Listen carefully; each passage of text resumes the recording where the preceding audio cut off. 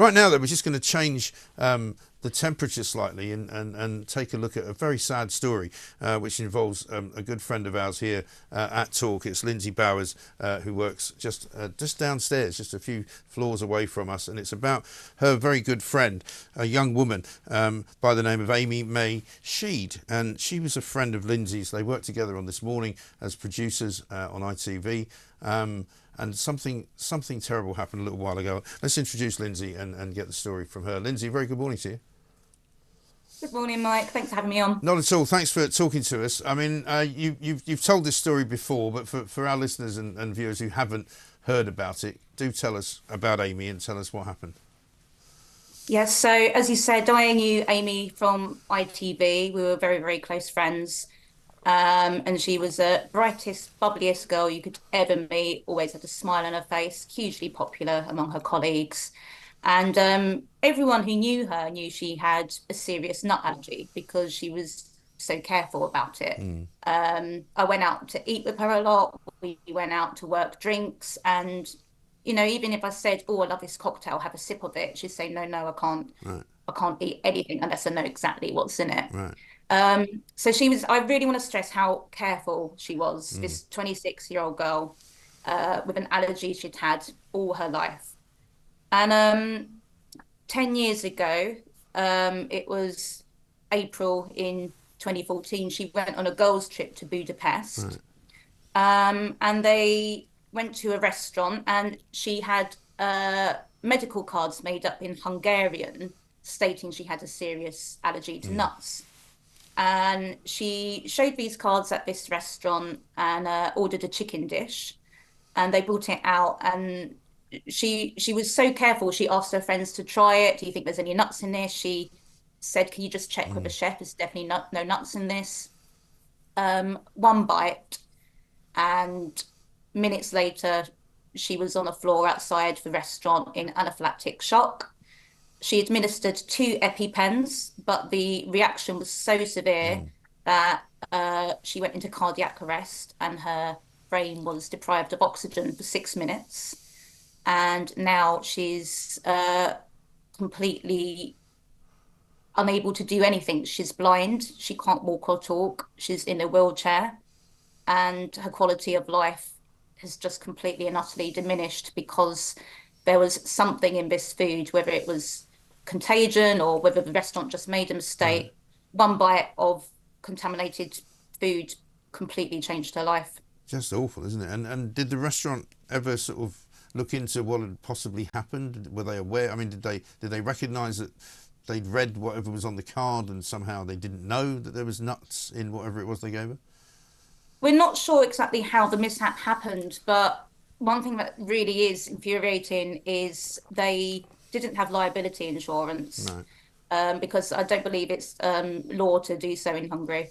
And as a result, there was no payout for Amy. And the cost of keeping her alive, of keeping her comfortable, is so much.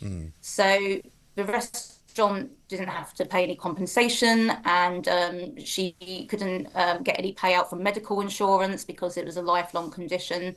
So she's been left in a wheelchair with all these mounting costs and no help, apart from the Amy May Trust, which was set up by her aunt and cousin soon after it happened. Right. And the reason you were talking about this most recently is because the condition sort of has deteriorated, because you were saying in another interview that, up until relatively recently, you could still talk to her, you could still see her smiling, you could still spend time with her and have a relationship and and have a conversation, if you like. But now that's getting more difficult. That's right. Yeah. When it first happened, it took quite a while for her to come out of the induced coma they had to put her in to cope with the brain swelling. And then once she finally came out of that, it took a while to see that actually Amy was still inside.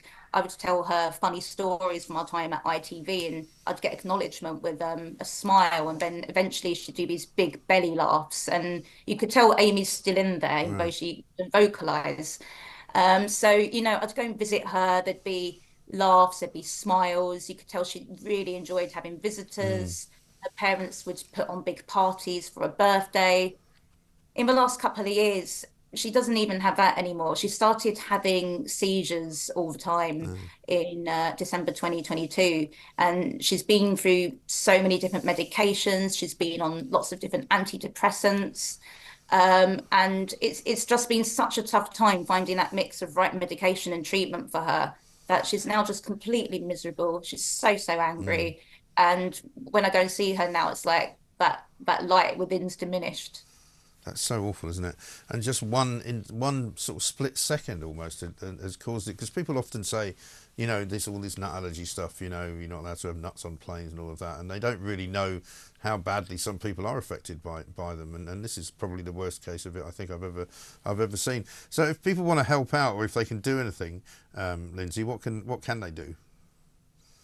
They could Google Amy May Trust and, if possible, make a donation. Every little helps because, as I said before, she couldn't get any payout from this catastrophe. Right. And the trust is basically there just to cover her medical costs, her therapies. She's tried speech therapy, hydrotherapy. It all really mounts up.